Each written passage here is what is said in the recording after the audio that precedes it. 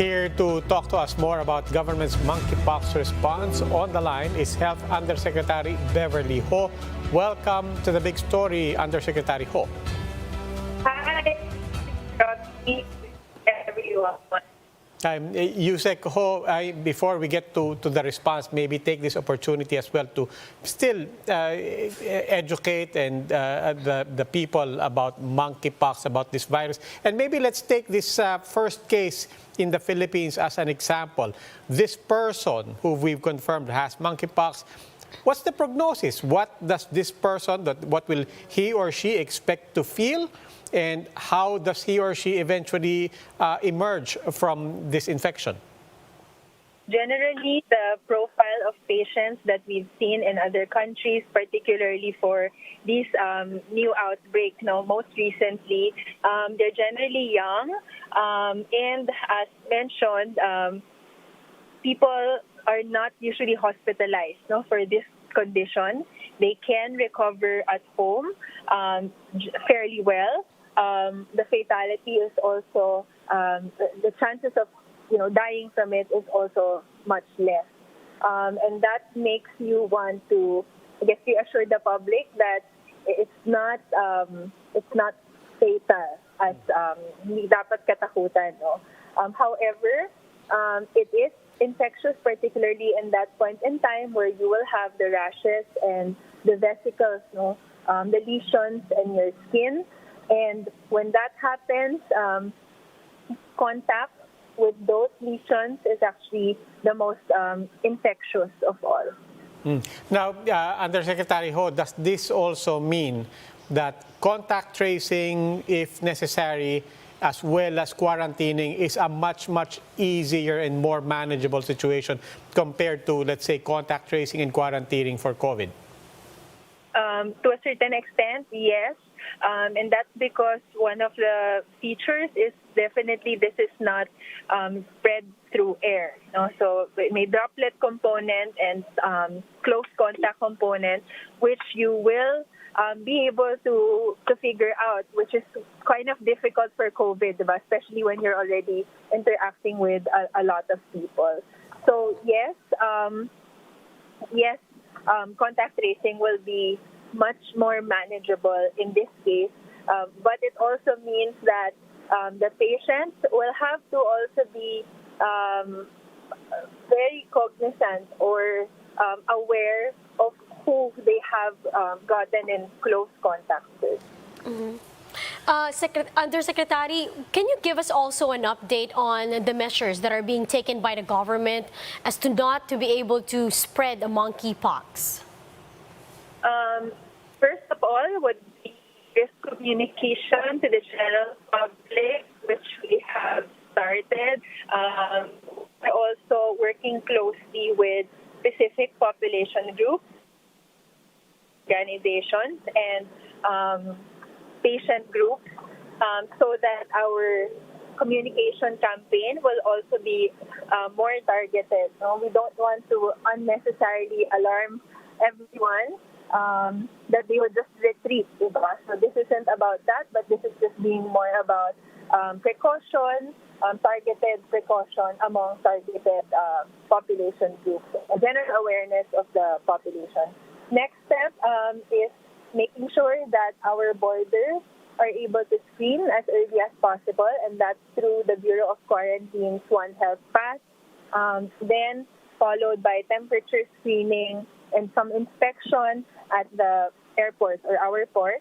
And then when they're already here, we just wanted the public to know that if they have certain symptoms, then it's time for them to consult. We've also been in touch with our Department of Agriculture and Department of Environmental and Natural Resources, because the three agencies constitute an interagency for Committee for Zoonotic Diseases. So we've been meeting since May, so that for the primates or the animals part of the response, sila na po yung bahala. So they're in charge of that.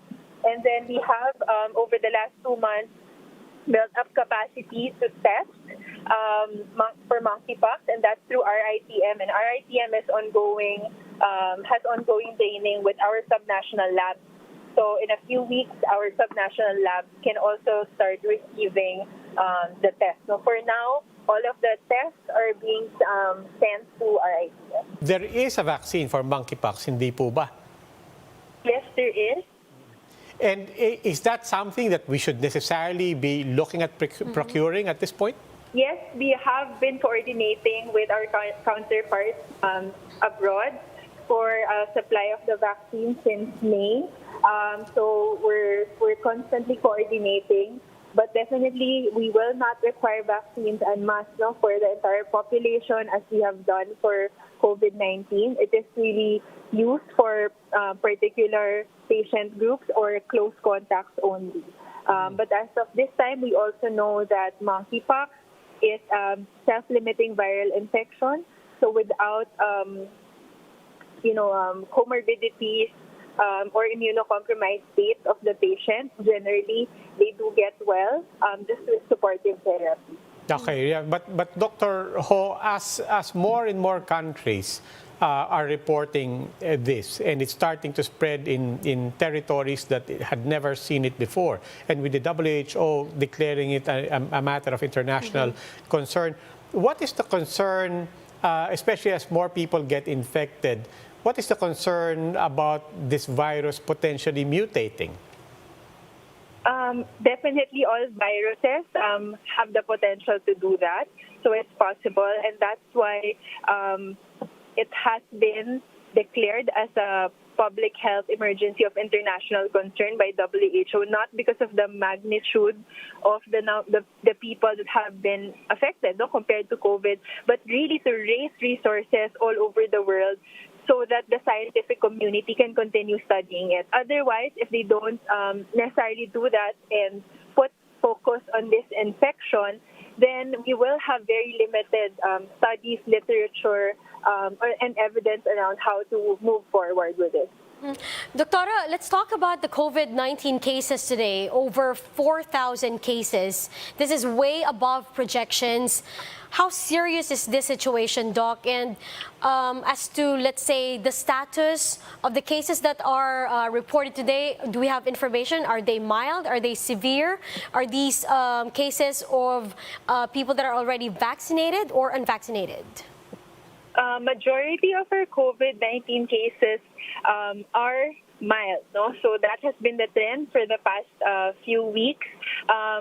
What is going to alarm us is whether this translates to increased hospitalization.